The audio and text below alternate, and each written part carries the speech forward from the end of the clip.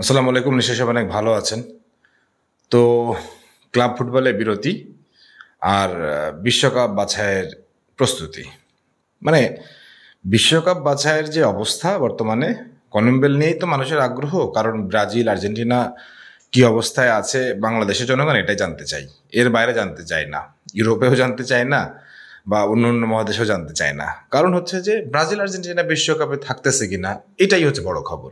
যাই হোক, এখন বিশ্বকাপ বাছাইয়ের কলম্বিয়ার যে ম্যাচগুলো আছে ওইগুলো নিয়ে একটু একটা প্রিভিউ করার চেষ্টা করব। প্রথমে আমি একটু বলে নিই, সেটা হচ্ছে যে আর্জেন্টিনা ভার্সেস প্যারাগুয়ে।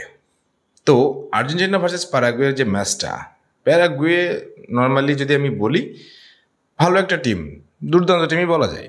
কিন্তু আর্জেন্টিনার বর্তমান যে ছন্দ, সেই ছন্দের সামনে প্যারাগুয়েকে আমি খুব একটা বাধা হিসেবে মনে করছি না। আমার কাছে মনে হয় যে হয়তো আর্জেন্টিনা এই ম্যাচটা নর্মালি টেক ওভার করে নেবে। আমি আর্জেন্টিনা ম্যাচটা নিয়ে খুব একটা বেশি টেনশনও করছি না, খুব একটা বেশি কথা বলছিও না। আমি বলতে যাচ্ছি ব্রাজিল ভার্সেস ভেনিজুয়েলার ম্যাচটা নিয়ে। আচ্ছা, ব্রাজিল ভার্সেস ভেনিজুয়েলা ম্যাচটা নিয়ে, আমরা এখানে তো সবই ব্রাজিলের ফ্যান, তো ব্রাজিল ভার্সেস ভেনিজুয়েলার ম্যাচটা নিয়ে আপনাদের কি মনে হচ্ছে? কত প্রেডিকশন হতে পারে? একটু ঝটপট কমেন্ট সেকশনে লিখে ফেলেন তো। আমি ভিডিও করার শেষে বা করার পরে আমি মিলিয়ে নেবো বা দেখবো কারটা মিলে। তো প্রথমে যদি আমি একটু বলি, ব্রাজিল ভার্সেস ভেনিজুয়েলার এই ম্যাচটা, প্রথমে যে জিনিসটা মাথায় রাখতে হবে সেই জিনিসটা হচ্ছে এইটা ম্যাচটা হবে ভেনিজুয়েলার মাটিতে। ভেনিজুয়েলার মাটিতে ভেনিজুয়েলার কি অবস্থা এটা একটু বোঝার চেষ্টা করি। ভেনিজুয়েলার মাটিতে ভেনিজুয়েলার যে অবস্থা, এটা যদি আমাকে বুঝতে হয় তাহলে আমাকে প্রথমে বুঝতে হবে ভেনিজুয়েলার মাটিতে ভেনিজুয়েলা যে দুইটা লাস্ট ম্যাচ খেলছে সে দুইটাই ড্র করছে। আর্জেন্টিনার সাথে ওখানে ড্র করছে তারা। তার মানে ভেনিজুয়েলার মাটিতে ভেনিজুয়েলা বেশি স্ট্রং একটা সাইড। এখন ব্রাজিলের টিমটা ভালো খেলতেছে, ফিরতেছে, ভালো করতেছে, কিন্তু এই ব্রাজিল যদি ভেনিজুয়েলার ঘরের মাটিতে পড়ে যায়, সেখানে কি আমি কোনো অঘটন বা ড্র দেখব? আমার মনে হয় দেখতেও পারি। কিন্তু এখানে একটা বিষয় আপনাদেরকে খেয়াল রাখতে হবে, সেটা হচ্ছে যে ব্রাজিল ভার্সেস ভেনিজুয়েলার ম্যাচটা শুধু কি ঘরের মাঠে বলেই কি বিবেচনা করব? ডেফিনেটলি না। ব্রাজিলের যে নতুন স্কোয়াডটা দিছে, এই স্কোয়াড নিয়ে আমি একটা ভিডিও করছিলাম, আপনারা হয়তো অনেকেই দেখছেন, না চাইলে আপনারা একটু আমার চ্যানেলে আছে দেখে নিন যে নতুন স্কোয়াডটা কেমন হইলো।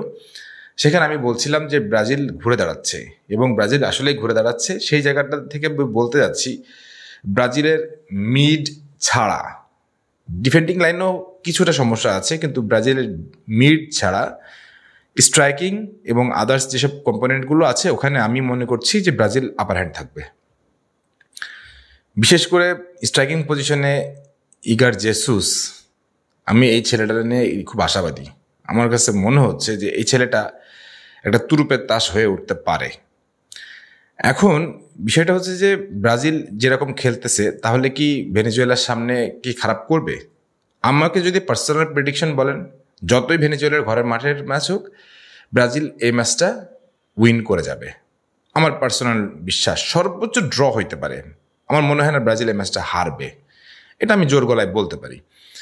তো ব্রাজিল যদি উইন করে তাহলে কিন্তু তারা একটু এগিয়ে গেল, কারণ তারা এখন টেবিল র্যাঙ্কিংয়ের 4-এ, আর আর্জেন্টিনা 22 পয়েন্ট নিয়ে টেবিল র্যাঙ্কিংয়ের 1-এ। আর্জেন্টিনা যদি এই দুটা ম্যাচ জিতে যায়, তাদের যে দুটা ম্যাচ লাস্ট আছে, তাহলে ডেফিনেটলি আর্জেন্টিনা একদম নির্দ্বিধায় বলা যায় যে থ্রু করতেছে। কিন্তু ব্রাজিলের সামনে এই দুইটা ম্যাচের মধ্যে কোনো একটাতে হড়কে গেলে বা কোনো দুইটাতে যদি হড়কে যায়, সেক্ষেত্রে ব্রাজিলের সামনে পথটা আরও আরও আরও বেশি কঠিন হয়ে যাবে। তো ব্রাজিল যখন এই মহারণের সামনে দাঁড়ায় থাকবে, ব্রাজিল নিশ্চয়ই চাইবে না যে ম্যাচটা হারাই ফেলবে বা ম্যাচটাকে নর্মালি নিবে। হয়তো তারা কষ্ট করবে, চেষ্টা করবে, কিন্তু মনের যেই যুদ্ধটা বা মনের যেই চাপটা, সেই চাপটা ব্রাজিল কতটুকু হ্যান্ডেল করতে পারবে, এটাই ব্যাপার। কোচ ডরিভাল জুনিয়রের আমার মনে হয় যে খেলোয়াড়দের খেলা শেখানো চাইতো বেশি শেখানো উচিত বন্ডিং এবং টিম বিল্ডিং। এই দুইটা জিনিস যদি কোচ ডরিভাল জুনিয়র ভালো করে শেখাইতে পারেন, আমার কাছে মনে হচ্ছে না সামনে যে ম্যাচগুলো আছে সেখানে খুব বেশি একটা চাপ হয়ে যাবে। আমার কাছে অন্তত মনে হয় না। কোচ ডরিভাল জুনিয়রের এখন এই দিকটা নজর দেওয়া উচিত। ওয়েল, এবার আমি কলম্বো থেকে একটু ওয়েফা নেশনসের দিকে যাই। ওয়েফা নেশনসেও প্রচুর ম্যাচ আছে। ওয়েফা নেশনস লিগে এই ক্লাব বিরতিতে যারা যারা ওয়েফা নেশনস লিগের ম্যাচগুলো দেখতে চান সেগুলো দেখতে পারেন। পরপর বেশ কয়েকটা ম্যাচ আছে, বড় বড় ম্যাচ আছে, সেগুলো আপনারা খেয়াল রাখতে পারেন। ওইগুলো নিয়ে ভিডিও করলে আপনারা দেখবেন না, খাবেন না, এই জন্য আমি এগুলো করি না।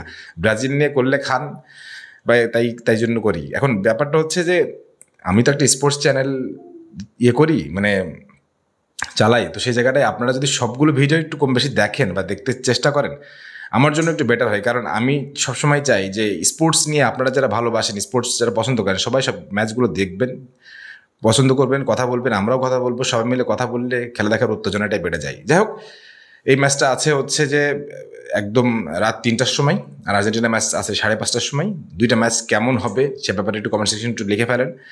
আর কে কে ম্যাচ দেখার জন্য মুখিয়ে আছেন বা কে কি চিন্তা করছেন, কে ভালো খেলবে কে খারাপ খেলবে, সেগুলো একটু কমেন্ট সেকশন লিখতে পারেন। আপাতত পরবর্তী ভিডিওতে দেখা হবে ইনশাল্লাহ। সবাই ভালো থাকেন, সুস্থ থাকেন, আল্লাহ হাফেজ।